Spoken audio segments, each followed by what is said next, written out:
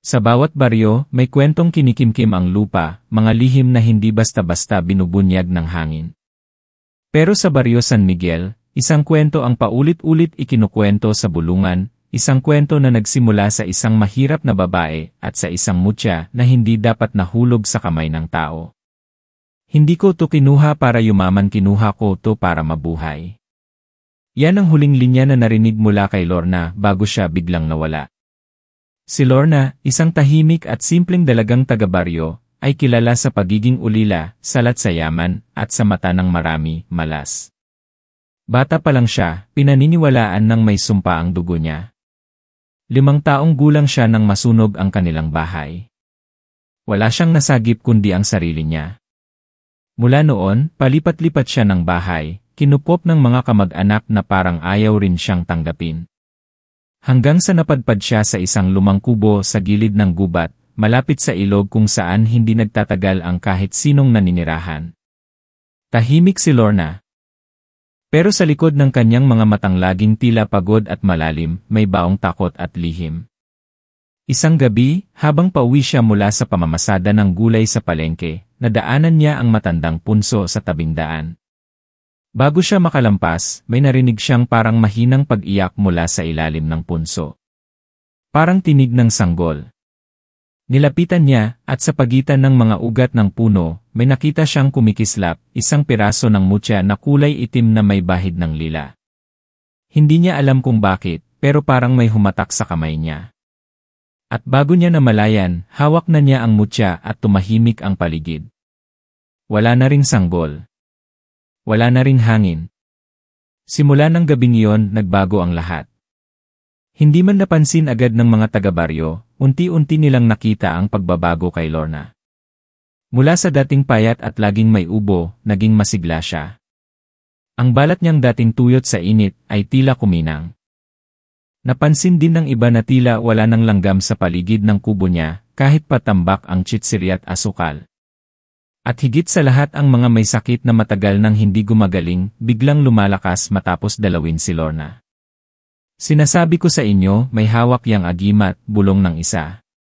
Hindi agimat yan, kulam yan, sagot ng isa pa. Pero sa kabila ng mga bulong at bintang, may isang taong nanatiling kakampi ni Lorna, si Jomar, kababata niyang laging nasa tabi niya. Si Jomar lang ang nagtanggol sa kanya noon, at siya rin ang kauna-unahang nakapansin sa mutya. Lorna, saan mo nakuha yan? Parang buhay yan ah, tanong ni Jomar minsang nahulog ang mutya mula sa bulsa ni Lorna. Wag mo nang alamin, sagot niya habang mabilis na itinago ito. Mula noon, sinubukang kalimutan ni Jomar ang nakita. Pero simula nang lumitaw ang mutya, parang nagising ang kung anong hindi matahimik sa baryo. May mga baboy na nagkakandalos-los sa kulungan. May batang nakita raw ang lola niya na naglalakad sa ilog kahit 10 oras ng gabi, pero patay na raw ang batang yon. May mga asong nag-uunahang umalis sa baryo tuwing dapit hapon. At sa gabi ng ika-4 na kabilugan ng buwan mula nang makuha ni Lorna ang mutya, doon ito nagsimula. Isang matandang babae ang dumating sa baryo, sakay ng kalabaw na tila butot balat. Hindi kilala ng kahit sino. Pero pagdaan niya sa gitna ng plaza, natigilan ang mga tao. Wala siyang sinasabi, pero ang bawat hakbang ng kalabaw niya ay parang gumigising ng alaala, mga kwento ng matandang mangkukulam na pinatapon noon pa mang dekada 50 dahil sa pagkawala ng 3 bata. Siya yon, si Nana Inga, bulong ng pinakamatandang residente. At habang lumalapit ang matanda sa kubo ni Lorna, napansin ni Jomar na nanginginig si Lorna. Hindi dahil sa takot, kundi dahil sa tinig na naririnig niya, tinig na parang galing sa ilalim ng lupa. Isa lang ang makakagamit ng mutyang yan at hindi ikaw, babae, kinagabihan, tinawag ni Lorna si Jomar. Sa gitna ng dilim, umiiyak siya. Hawak-hawak ang mutya sa dibdib niya, parang sinusunog siya nito mula sa loob. Hindi ko alam kung anong ginagawa nito sa akin. Akala ko mabubuhay na ako ng tahimik. Pero hindi ko na to kayang kontrolin, at habang sinusubukang aluin ni Jomar ang kaibigan, isang matinis na tawa ang pumailan lang mula sa kakahuyan. Sumunod ang mga yapak, hindi ng tao, kundi ng mga nilalang na kayang humalo sa hangin, kayang sumingit sa pagitan ng mga anino. Simula pa lang ito ng bangungot sa baryo. Dalawang grupo ang gustong angkinin ang mutya, ang mga nilalang mula sa ilalim ng lupa, at ang mga mangkukulam na gustong gamitin ito para sa kanilang sariling kapangyarihan. At nasa kamay ng isang ulilang babae ang kapalaran ng lahat. Pero bago pa siya makapili kung kanino papanig, isang lihim ang lumitaw na bumago sa lahat. Hindi aksidente ang pagkakahanap mo sa mutya, Lorna, anak ka ng isang nilalang na pinatay ng mga tao noon. Isa kang kalahating lupa, at sa gabing iyon, habang dumadagundong ang kulog, at dumadaloy ang ilog na parang dugo, na wala si Lorna, at naiwan kay Jomar ang mutya, mainit, at may pintig ng puso. Nagsisimula pa lang ang kwento.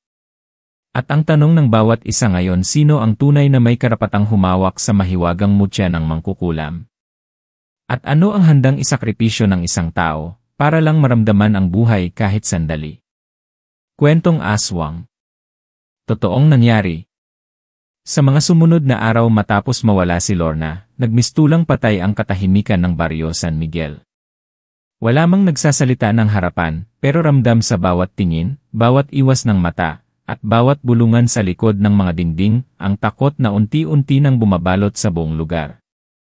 Ang kubo ni Lorna, na dati may ilaw tuwing gabi at mabangong amoy ng nilulutong tinola, ay ngayoy madilim, malamig, at tila may aninong dumudungaw mula sa bintana tuwing madaling araw. Si Jomar, na siya na lang ang huling nakakita kay Lorna, ay hindi na rin matahimik. Laging may bigat sa kanyang dibdib, hindi lang dahil sa mutyang iniwan sa kanya ni Lorna, kundi dahil sa mga tanong na pilit niyang nilulunod sa katahimikan. Bakit siya? Bakit si Lorna? Ano bang meron sa mutyang iyon? Nakatago sa ilalim ng kanyang kama ang mutya, nakatali sa lumang panyo na may sulsi ng pangalan ni Lorna. Hindi niya pa rin ito kayang hawakan ng matagal. Kapag nadadampi ito sa balat niya, parang may dumadaang kuryente sa kanyang ugat. Parang may tinig na bumubulong sa isipan niya. Mga salitang hindi niya maintindihan, pero alam niyang hindi ito gawa ng tao.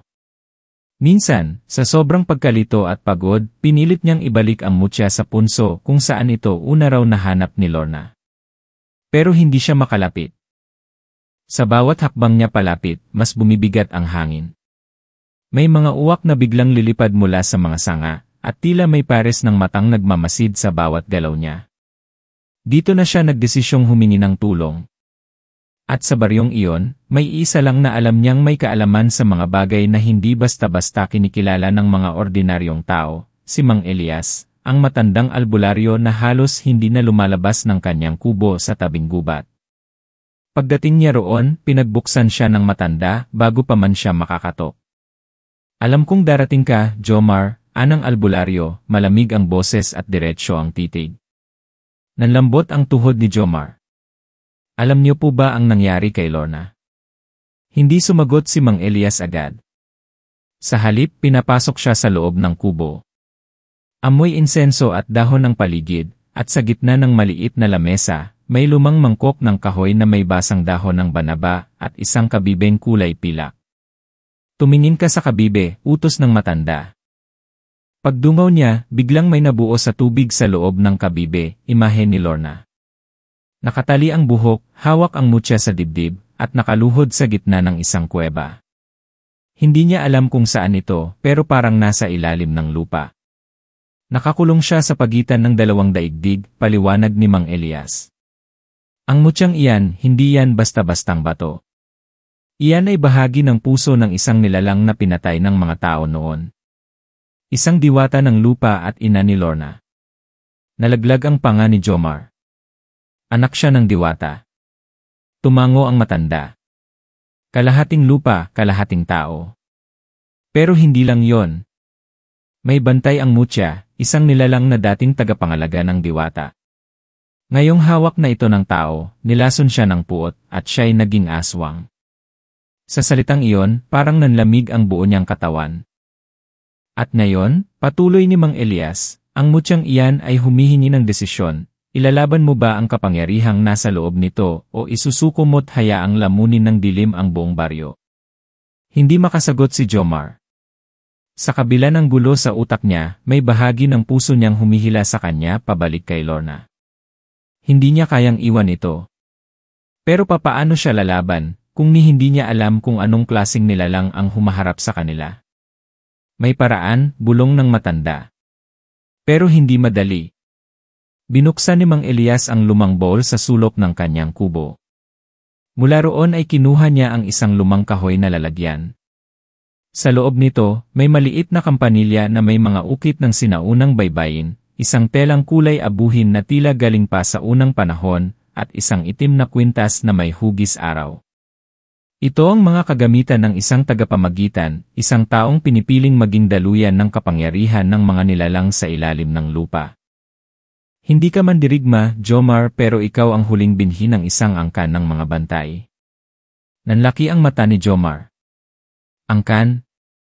Akala ko po wala na akong pamilya, hindi lahat ng pamilya ay nakikita sa harap ng hapagkainan. May mga dugo kang hindi mo namamalayang dumadaloy sa'yo. Dito na pumasok ang pagkagimbal sa isip ni Jomar. Naalala niya ang kwento ng kanyang yumaong lolo, na may kapatid raw siyang inampon ng mga engkanto, at ang kanila ay dating tagapagbantay ng mutya ng lupa.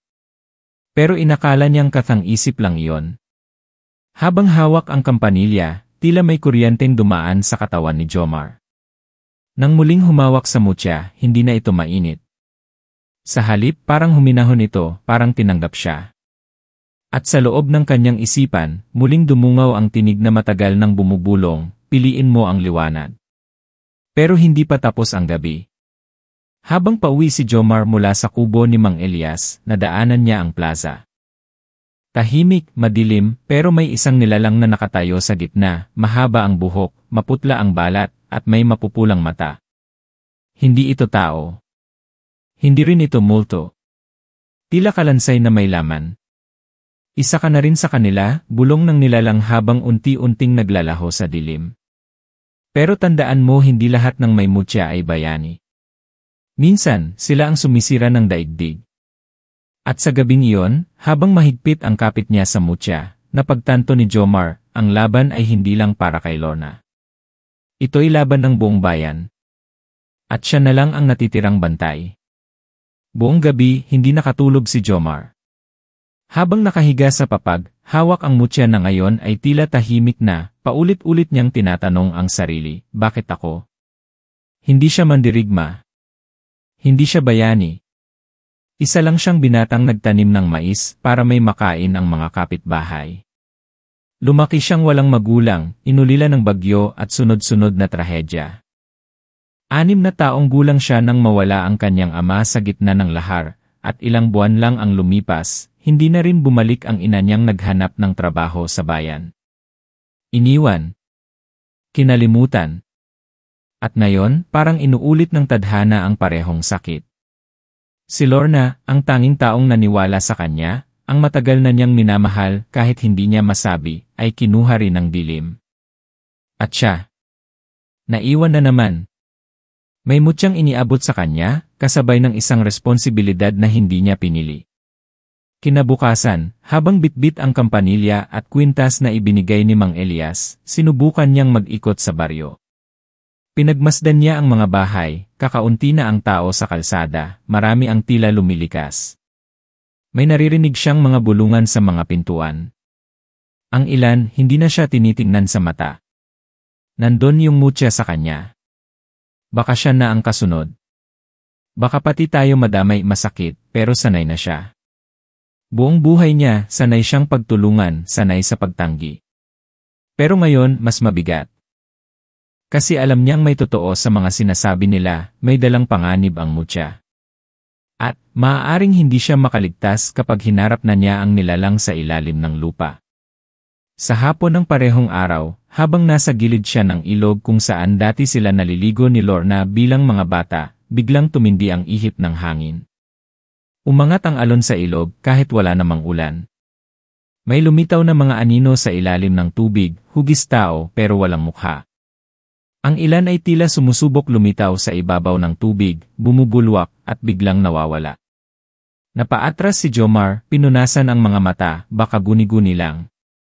Pero nang lingunin niya ang kanan niyang balikat, may aninong tumakbo sa likod ng mga puno. Mabibilis, walang ingay, parang usok na may sariling lakad. Tumakbo siya pauwi. Ngunit sa pagdating niya sa bahay, wala na ang mutya sa ilalim ng kanyang kama. Nanlambot ang tuhod niya.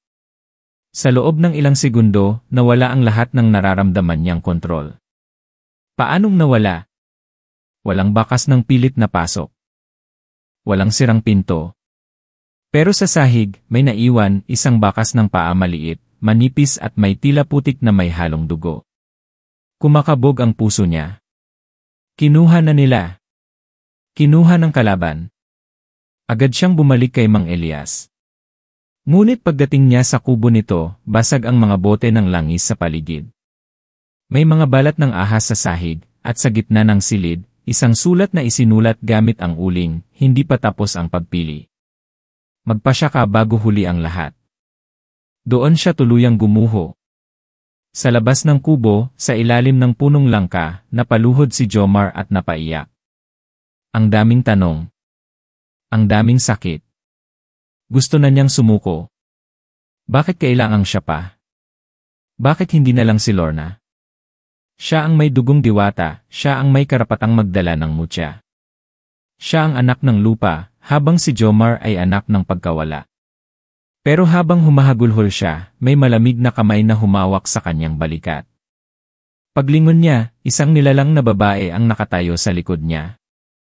Maputi ang balat nito, may buhok na tila ginto sa sinag ng araw, at mata na kulay ng basang lupa. Hindi ito tao. Ako si Dayang Tala, isang diwata ng hangin. Kaibigan ng ina ni Lorna. At tagapagdala ng paalala. Hindi makapagsalita si Jomar. Nanginginig ang bibig niya. Hindi pa tapos ang lahat, Jomar, malumanay ang tinig ng diwata.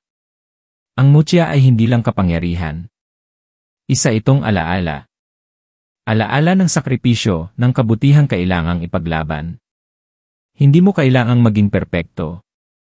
Ang kailangan mo lang ay panindigan ang tama. Mahirap, sagot ni Jomar, paos ang boses. Hindi ko alam kung kaya ko. Iniwan ako ng lahat. Ng pamilya ko. Ng kaibigan ko. Paano ko sila ililigtas kung ang sarili ko nga, hindi ko kayang buuin? Tumango si Dayang Tala. Lahat ng bayani may sugat. Pero ang sugat, kapag pinili mong gamitin sa kabutihan, ay nagiging lakas. Dumukot ang diwata mula sa kanyang sisidlan at iniabot kay Jomar ang isang piraso ng makalumang kabibe. Puti, may ukit ng araw at buwan, at may pintig din na tulad ng mutya. Ito ang kabibe ng alaala. Dito mo maririnig ang tinig ng mga nilalang ng lupa, at ng puso mong tunay. Kapag dumating ang huling pagpili, ito ang magiging gabay mo. Nang hawakan ni Jomar ang kabibe, may init na dumaloy sa kanyang palad. Sa kanyang paningin, sandaling nagliwanag ang paligid, at sa loob ng liwanag, nakita niya ang imahe ni Lorna, umiiyak, nakatali, at tila pilit na sinasaniban ng isang aninong may pakpak ng paniki. Mabilis na nawala ang bisyon. Hindi mo na siya maililigtas sa dating paraan, sabi ni Dayang Tala. Kailangan mong lumaban, hindi bilang sundalo, kundi bilang tao na marunong magmahal. At sa pagbalik ng gabi, habang unti-unting bumabalot ang ulap sa buwan, naramdaman ni Jomar na hindi lang ito tungkol sa mutya.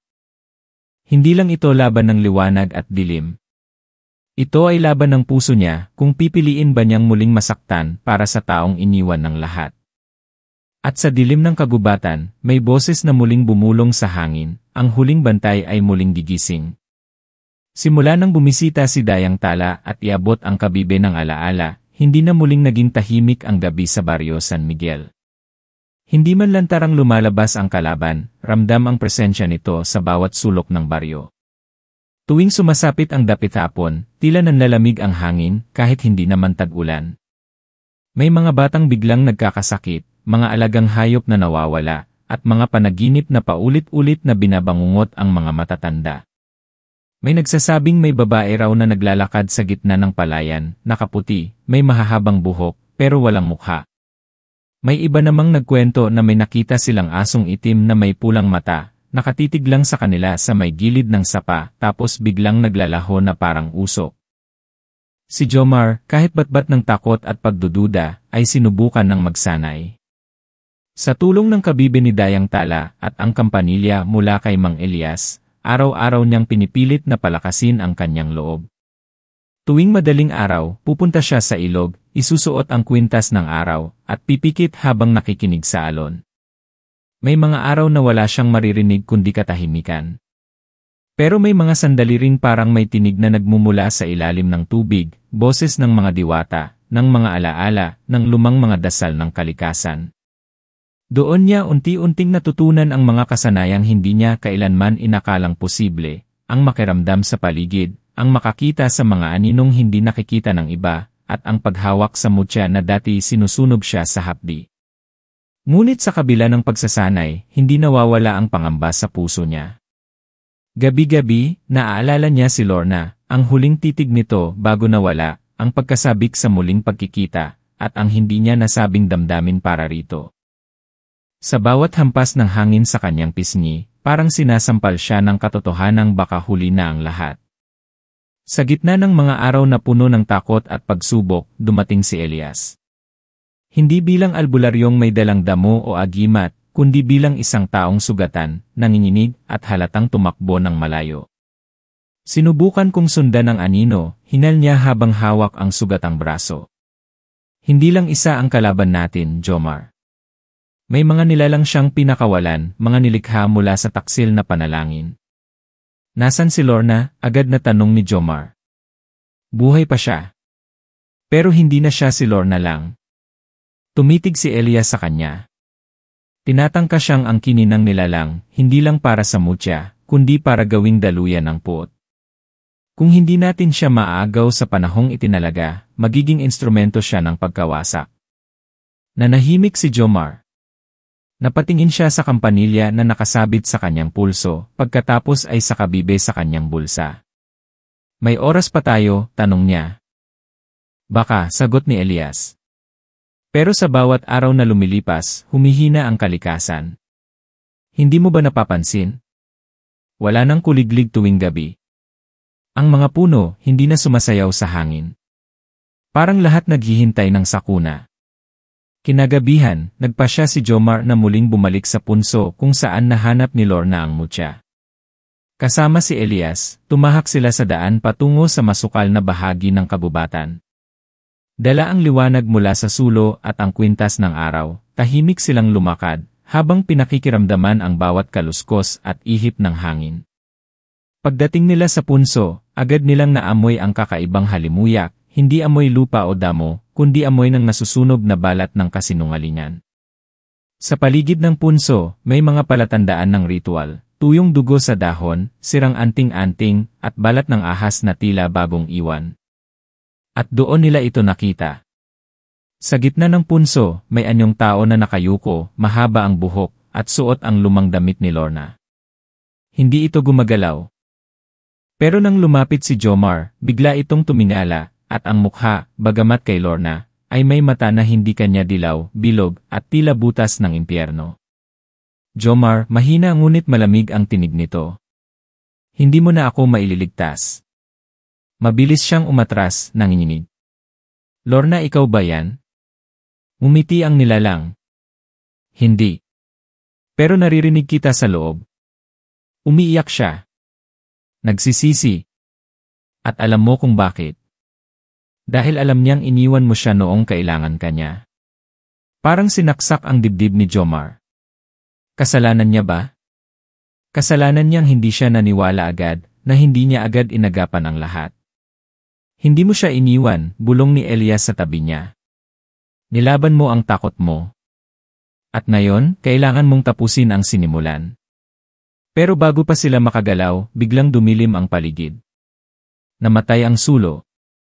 Ang mga punong dati gumagalaw sa hangin, ngayon ay parang naging mga patay na rebulto. At sa lilim ng mga ugat, nagsimulang gumapang ang mga anino, maliliit na nilalang na may matutulis na ngipin, mahahabang kuko, at mga mata na pula. Tumakbo, sigaw ni Elias. Agad silang tumakbo pabalik sa daan, hinahabol ng mga nilalang ng dilim. Sa bawat liko, may mga kamay na tila sumusubok kumapit sa kanilang mga damit. Ngunit sa isang iglap, pinatunog ni Jomar ang kampanilya, isang tunog na pumunit sa katahimikan. At ang mga anino, biglang napaatras, para bang nasunog sa tunog. Pero hindi lahat ay umatras. Isa ang nakalapit kay Jomar, isang nilalang na halos kahugis tao, ngunit may katawan ng paniki at leeg na mahaba. Bumuga ito ng itim na usok, at sa usok na yon, narinig niyang muli ang tinig ni Lorna. Kung mahal mo ako, bakit mo ako hinayaang mag-isa? Bumigat ang dibdib ni Jomar. Halos mapaluhod siya sa sakit ng mga salitang iyon. Pero pinikit niya ang mga mata, hinawakan ang kabibe sa kanyang bulsa, at sinabing buong buo, hindi na kita iiwan. At biglang lumiwanag ang kabibe, isang sinag na tumama sa nilalang at nagwasak ng usok sa paligid. Huminto ang hangin. Umurong ang mga anino. Pero alam ni Jomar hindi pa tapos. Lalo lang lumalapit ang bangungot.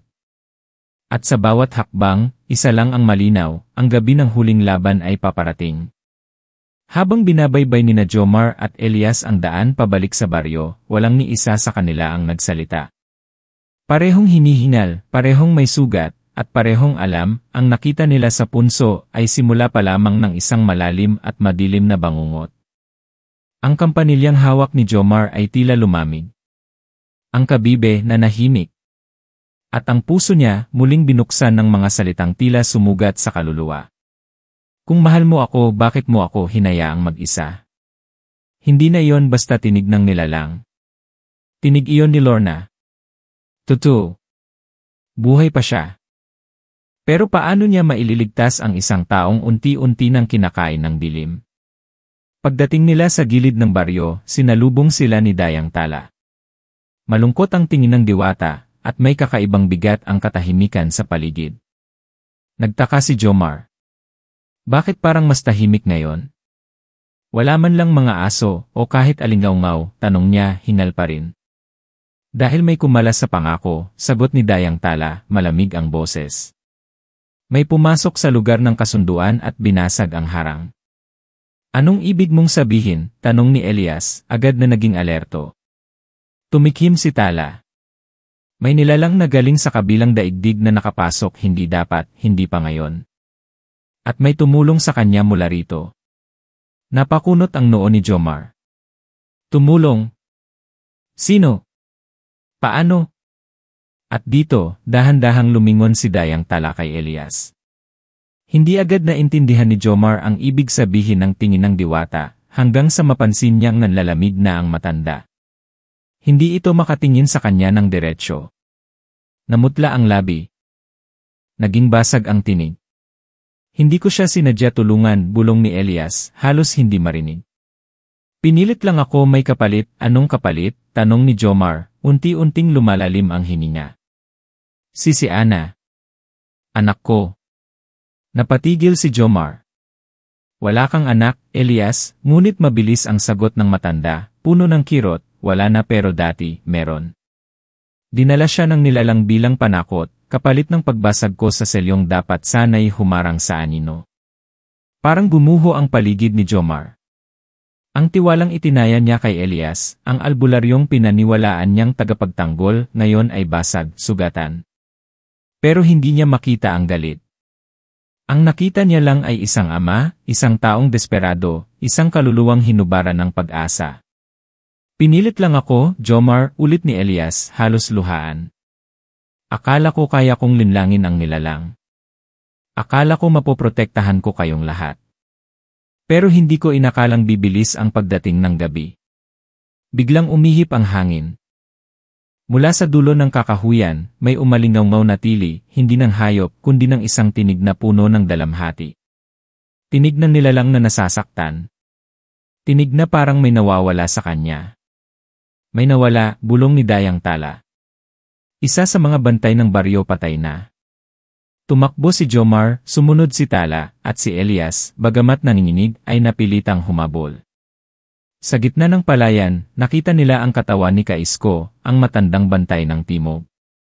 Wala itong sugat, pero bukas ang mata, tulala, walang buhay. Sa kanyang dibdib, may bakas ng uling, at isang luma, ngunit pamilyar na simbolo, ang marka ng sumpang nilikha para sa mga taksil. Hindi lang si Elias ang tinangkang puwersahin, bulong ni Tala. Isa-isa tayong pinipilit ng kaaway na lumihis. At habang lumalapit ang gabing itinalaga, mas lumalalim ang ugat ng dilim. Lalong lumabo sa isip ni Jomar ang lahat. Hindi niya na alam kung sino pa ang mapagkakatiwalaan. At sa gitna ng lahat ng ito, isang panibagong tanong ang bumalot sa kanyang isipan, bakit siya pa rin? Bakit siya ang piniling bantay ng mutya, kung may mga mas bihasa, mas marunong, mas may kaalaman sa dilim? Dahil hindi ikaw ang pinili ng mutya, biglang sabi ni Elias, halos pabulong pero malinaw. Hindi ikaw ang orihinal na tagapagmana. Napalingon si Jomar. Anong ibig mong sabihin? Nagkatinginan sina Elias at Tala. Si Tala, tila ayaw magsalita, pero si Elias wala na ring tinatago. Ang mutya noon pa man para kay Lorna yan. Dahil siya ang may dugong diwata, siya ang karapat-dapat. Pero isang gabing bago mawala si Lorna, may nangyaring hindi inaasahan. Nangyari, tanong ni Jomar, nanginginig. Sa isang matandang paniniwala ng mga tagabantay, kung sino man ang unang makaramdam ng pintig ng mutya sa sarili, kahit hindi dugo ng diwata, ay maaaring mapiling kahalili ng tagapagmana. At ikaw yon. Paano niyo nalaman? Dahil nakita ko habang hawak mo ang mutya, kumislap ito. Umugong ang kampanilya sa akin, kahit nasa kabilang dulo ako ng baryo. Ang kalikasan, sumigaw. Kaya kahit si Lorna, kahit na siya ang tunay na tagapagmana, ikaw ang napiling daluyan. Hindi makapagsalita si Jomar. Hindi niya alam kung anong mararamdaman. Pagkakasala ba ito? Karangalan? O isang kapalarang hindi niya ginusto, pero tinanggap ng isang bagay na higit sa kanya? Pero kung ako na ang pinili, bakit hanggang ngayon, si Lorna pa rin ang gustong angkinin ng nilalang? Tahimik si Dayang Tala bago sumagot, dahil ang mutya, maaari pang palitan ng daluyan kung ang orihinal na tagapagmana ay mapasakamay ng dilim. At kung iyon ang mangyari, hindi na tinuloy ng diwata ang sasabihin. Pero sapat na ang katahimikan para maramdaman ni Jomar ang bigat ng kahihinatnan. Habang lumalalim ang gabi, at ang alon ng kagubatan ay tila lumulunok sa liwanag ng buwan, isang bagay lang ang malinaw, hindi pa tapos ang paghahayag ng mga lihim. At sa bawat piraso ng katotohanan, mas lumalapit ang huling gabi, at ang tanong na hindi pa rin kayang sagutin ni Jomar, kung ang pinagmulan ng liwanag ay pusong sugatan, sapat ba ito para talunin ang isang mundong binuo sa dilim? Lumubog na ang araw. Sa silangan, ang buwan ay bilog na bilog, mataas sa langit, tila mata ng langit na walang kurap na nakatingin sa buong baryo. Wala nang ingay. Wala nang hangin. Ang gabi ay parang humihinga at ang buong kalikasan ay naghihintay. Nakatayo si Jomar sa gitna ng punso, kung saan unang nakita ang mutya, kung saan nagsimula ang lahat. Suot niya ang kwintas na may ukit ng araw, hawak sa kaliwang kamay ang kampanilya, at sa kanan ang kabibe ng alaala. Kasama niya si Elias at si Dayang Tala, pero alam niyang siya lang ang dapat humarap. Ang labang ito, kailangang siya ang tapusin. Sigurado ka ba? Tanong ni Elias, bahagyang namamaos. Hindi pa huli para umatras. Baka huli na rin kung hihinto tayo ngayon, sagot ni Jomar, diretsyo ang tingin. Kung hindi ko ito lalabanan, baka hindi na makabalik si Lorna. Baka tuluyan na siyang maging kasangkapan ng dilim. Tahimik na tumango si Elias, habang si Dayang Tala ay pumikit at biglang nagdasal ng isang lumang panalangin sa wikang hindi na maunawaan ng karaniwang tao. At sa pagitan ng mga salita ng diwata, lumitaw ang liwanag, isang bilog sa lupa, hugis araw at buwan, at sa gitna nito, ang pintuan ng isang mundo na hindi para sa mga tao. At mula roon lumabas siya. Ang nilalang. Mabagal ang hakbang, ngunit bawat tapak sa lupa ay tila naglalabas ng usok. Ang katawan niya ay hindi maipinta ng isip, parang tao, pero nabubuo sa anino. May mga pakpak itong tila gawa sa itim na dahon, at mga matang pulang-pula, na parang laging nag-aalab. Sa kanyang likuran naroon si Lorna. Nakatanikala sa isang sinulid ng liwanag at dilim. Gising siya, pero wala sa sarili. Tahimik ang mukha, ngunit ang mga mata niya ay puno ng luha. Nakikita ni Jomar ang takot, ang sakit, at ang pagtitiis. Binalikan mo ako, bulong ni Lorna, halos hindi marinig. Sagot ni Jomar, lumalapit sa kanila. At hindi na ako alis. Tumawa ang nilalang, hindi matinis, hindi malakas, kundi parang humahaplos sa tenga ng may lason. Pagmamahal, anya, isang kahinaan na paulit-ulit niyong ginagamit. Isang dahilan para magpakasira. Isang lason sa loob ng tapang. Hindi, sagot ni Jomar, tumatag ang boses. Yan ang hindi niyo kailanman maintindihan. Dahil hindi kayo marunong magmahal. At dahil doon hindi mo kailanman makukuha ang mutya. At dito, nagsimula ang laban. Sumugod ang nilalang, mabilis, parang kidlat ng usok.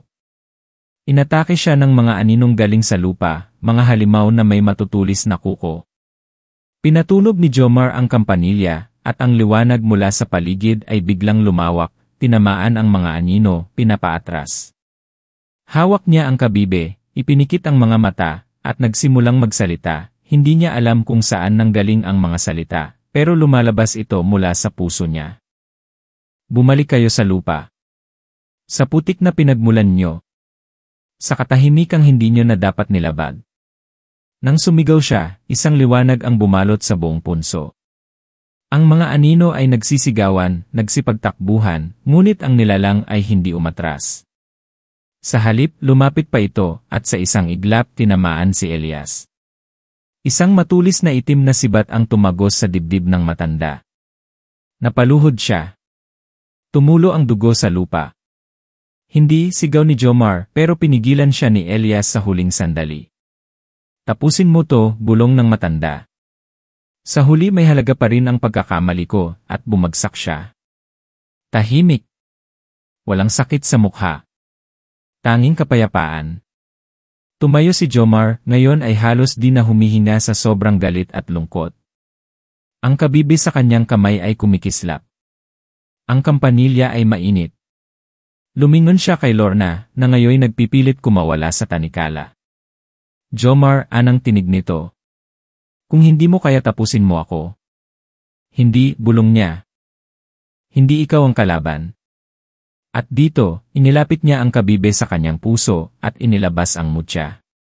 Matagal na niyang tinago, akala niya nawala na, pero muling bumalik sa kanya ng gabing iyon, ang tunay na puso ng diwata, ang kapangyarihang hinihintay ng dilim. Gusto mong makuha ito, sigaw ni Jomar, hinarap ang nilalang. Halika. Kumuha ka. Pero kailangan mong pagdaanan ang lahat ng sakit, lahat ng alaala, lahat ng pagmamahal. Inilapit niya ang mutya sa lupa. At bigla itong sumabog ng liwanag. Ang punso ay umuga. Ang mga bituin ay tila naglaho. At ang katawan ng nilalang ay nagsimulang masunog, hindi ng apoy, kundi ng liwanag na punong-puno ng alaala. Isang sigaw ang lumabas mula sa bunganga ng halimaw. Isa yung tunog ng pagkatalo, ng pagkasira. At sa isang kisap mata, naglaho ito. Wala ng usok. Wala ng anino. At si Lorna. Naputol ang tanikala. Bumagsak siya sa lupa. Inalalayan siya ni Jomar, niyakap ng mahigpit. Pasensya na kung huli ako, bulong niya. Hindi ka huli, sagot ni Lorna, humahagulhol. Dumating ka pa rin. Kahit sira na ang lahat. Ngunit bago pa sila makatayo, biglang bumigat ang paligid. Ang punso muling nagliwanag. At sa liwanag na yon, may lumabas na isa pang nilalang, hindi nagawa sa anino, kundi sa mismong anyo ni Jomar. Parehong mukha. Parehong katawan. Ngunit ang mga mata ay walang damdamin. Ang huling pagsubok, bulong ni Dayang Tala mula sa di kalayuan. Ang sarili mong dilim. At doon na unawaan ni Jomar, ang tunay na kalaban ay hindi lang ang nilalang kundi ang bahagi ng kanyang sariling takot, galit, at pagkatalo. At hindi pa tapos ang laban. Sa harap niya ngayon ay ang sarili niyang anino, isang kopya ng kanyang katawan, pero walang puso, walang alaala, walang pagdadalawang isip. Ito ang lahat ng kinatakutan ni Jomar sa buong buhay niya, ang takot na hindi siya sapat, ang galit sa mga iniwan siya, ang hiya sa pagiging mahina, ang sakit ng pagkukulang. At sa pagkakataong ito, hindi na siya makakatakbo. Tahimik ang paligid, parang ang buong kalikasan ay piniling maghintay sa magiging desisyon niya. Si Lorna, bahagyang nakaupo sa gilid, may sugat sa noo pero unti-unting bumabalik ang ulirat. Si Dayang Tala, nakatayo sa di kalayuan, hindi kumikilos. Alam nilang lahat, walang makakatulong kay Jomar ngayon kundi siya lang. Lumapit ang aninong Jomar. Wala itong hawak na armas, pero ramdam niyang sapat na ang presensya nito para durugin ang kanyang loob. Alam mo kung sino ako, wika ng anino. Ako ang bersyon mong hindi umiiyak, hindi natatakot, hindi nasasaktan. Ako ang magiging ikaw kung itatapon mo na ang lahat ng kahinaan. Tumahimik si Jomar. Tinitigan niya ang sarili. At sa unang pagkakataon, hindi siya umatras. Pero kung walang luha, paano ako natututo? Sagot niya, kalmado ang boses. Kung walang takot, paano ko malalaman kung ano ang tunay na tapang? Bahagyang natahimik ang anino. Parang naguluhan. Hindi kita kailangang talunin, dagdag ni Jomar. Pero hindi na kita palalagin sa puso ko. Dahan-dahan siyang lumapit sa sarili niyang anino, itinapat ang kabibe sa dibdib nito. Ito ang alaala ng mga taong minahal ko ng mga iniwan ko at ng mga taong pinili ko ring mahalin kahit masakit. Mula sa kabibe, unti-unting lumabas ang liwanag, hindi malakas, hindi nakasisilaw, kundi mainit, parang yakap. Tinamaan nito ang anino at sa isang iglap, nagsimula itong maglaho. Hindi sa sakit, kundi sa payapa. At habang nawawala ito, isang ngiti ang lumitaw sa aninong Jomar, tahimik, tanggap, parang sinukuan na rin nito ang dilim. At doon, natapos ang tunay na laban. Napasubsob si Jomar sa lupa. Lahat ng lakas niya parang naubos. Pero sa kabila ng pagod, may kakaibang gaan sa dibdib niya. Parang may pumutok na tanikala sa loob, mga alaala ng kahapon na matagal na niyang kinarga, ngayon ay dahan-dahang nabibitawan. Lumapit si Lorna, lumuhod sa tabi niya, at walang salita, niyakap siya ng mahigpit. Pareho silang umiiyak, hindi dahil sa sakit, kundi dahil sa wakas, ligtas na sila. Si Dayang Tala ay lumapit din, at tahimik na tumingin sa liwanag ng mutya na ngayoy bumalik sa gitna ng punso. Ang mutya, sabi ng diwata, ay hindi lang kapangyarihan. Isa itong tagapag-ingat ng puso. At ngayon, isa na kayong dalawa sa mga bagong bantay. Nagkatinginan sina Jomar at Lorna. Walang kailangang sabihin. Sa dami ng naranasan nila, sapat na ang isang sulyap para maintindihan ang isa't isa. Ilang araw ang lumipas, bumalik ang katahimikan sa baryo. Unti-unti, nagsibalikan ang mga hayop. Ang mga ibon ay muling kumakanta. Ang mga puno, sumasayaw na ulit sa hangin. Ipinaglibing nila si Elias sa ilalim ng isang matandang punong akasya.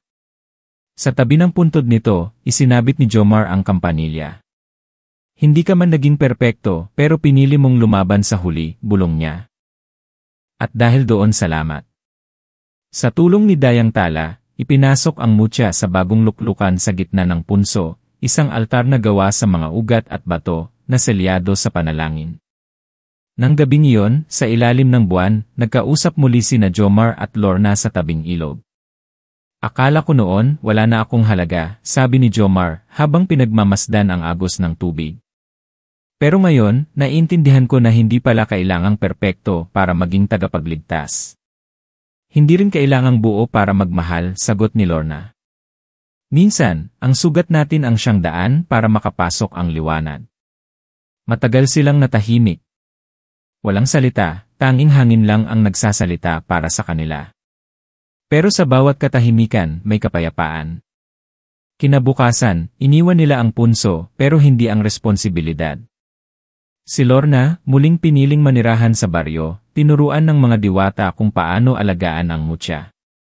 Si Jomar naman, araw-araw pumupunta sa palayan, hindi na para tumakas sa mundo, kundi para yakapin ito. At tuwing dapit hapon, kapag humihimig na ang kuliglig at lumalambot na ang sikat ng araw, may isa siyang ginagawa, lumalapit siya sa ilog, inilalabas ang kabibe, at inilalapit sa kanyang dibdib. Hindi na ito kumikislap gaya noon. Pero sapat na ang init na naiiwan sa palad niya para paalalahanan siya ng lahat ng nangyari. At sa bawat araw na lumilipas, alam niyang hindi na siya katulad ng dati. Hindi na siya ang batang iniwan, ang binatang nagtago sa takot. Siya na ang bagong bantay. At kahit kailan, hindi na niya kailangang itago ang mutya. Dahil ito'y naging bahagi na ng puso niya. Dahil minsan, sa pinakamadilim na gabi, kung kailan akala mong wala ng pag-asa, doon mo maririnig ang tinig na pinakamatagal ng nananahimik, ang sarili mong lakas. At sa gabing iyon, habang tahimik ang ilog at malinaw ang kalangitan, pumikit si Jomar at huminga ng malalim. Ang mundo ay nanatiling misteryoso. Ang dilim laging naghihintay. Pero mayong alam na niya kung sino siya, handa na siya. At sa puso niyang minsang basag, naroon na ngayon ang pinakamalakas na liwanag, ang lakas ng isang taong marunong magmahal kahit masaktan. May mga panahon na hindi lang biyolohiya ang nagdidikta kung sino ka. Kung minsan, ang iyong dugo ay may kahit ano pang mas malalim at ito'y hindi mo napipili. Si Jomar ay isang simpleng lalaki. Hindi siya kilala ng mundo. Hindi siya mayaman. Hindi siya maganda sa mata ng iba. Pero isa siya sa pinakamahirap na uri ng nilikha, isang tagapagtanggol. Isang araw habang naglilinis siya ng bahay, nakita niya ang sulat. Nakasulat ang pangalan, Mutya ng Lupa. Hindi niya alam kung sino iyon. Pero ang sulat ay para sa kanya. Kung nababasa mo to, ibig sabihin nalaman na niya ang totoo. Dumating na ang panahon. Babalikan niya ang anak niya. Hindi niya alam kung matatakot siya o maniniwala. Ang laban sa sarili, dinala niya ang sulat kay Mang Elias, isang albularyo na nakakaalam ng mga bagay na hindi dapat alamin ng karaniwang tao. Doon, nalaman niya ang katotohanan. Na ang dugo niya ay hindi simpleng dugo. Na ang kanyang pamilya ay may utang sa dilim. Na ang kanyang kaklase si Lorna ay isa ng bahagi ng kadiliman. Ang wakas, ang pasya nakatayo siya sa harap ng butas sa lupa. Sa ilalim nito, ang huling gate papunta sa mundo ng dilim. Suot niya ang mutya ng gabay. Dala ang kanyang pasakit. At sa kanyang puso ang hininga ng kanyang tunay na anak. Habang humihina siya ng malalim, sinabi niya, hindi ako natatakot. Hindi dahil tapang ako, kundi dahil alam ko na kung bakit ako narito.